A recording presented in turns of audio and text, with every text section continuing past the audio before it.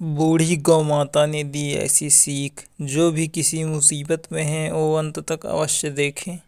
एक गांव में एक ग्वाला रहता था। उसके पास कई गायें थीं, जिसे वह प्रतिदिन बाहर चराने के लिए ले जाता था। एक दिन कुछ ऐसा हुआ कि चरते चरते एक गाय एक कुएं में जा गिरी और जोर जोर से रोने लगी, जिसे सुनकर ग्वाला दौड़ता हुआ गया तो देखता है कि गाय एक बड़े गहरे कुएं में गिर गई है। अब वह उसे बाहर निकालने की तरकीब सोच रहा था, लेकिन अफसोस कि उसे निकालने का कोई तरीका समझ नहीं आया।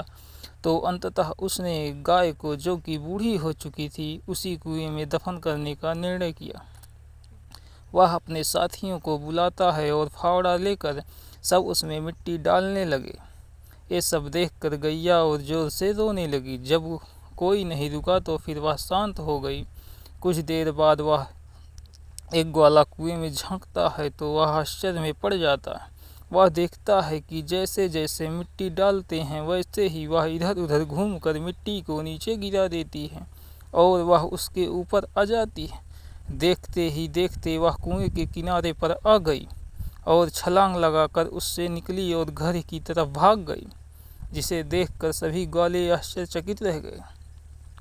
साथियों, इस कहानी से हमें यह सीख मिलती है कि हम कितनी भी बड़ी मुसीबत में ही क्यों ना हों, लेकिन अगर हम अपना धैर्य न खोएं और सूझबूझ से उससे बाहर निकलने का उपाय सोचें, तो साथियों, दुनिया में ऐसी कोई मुसीबत नहीं जिसे बचा न जा सके।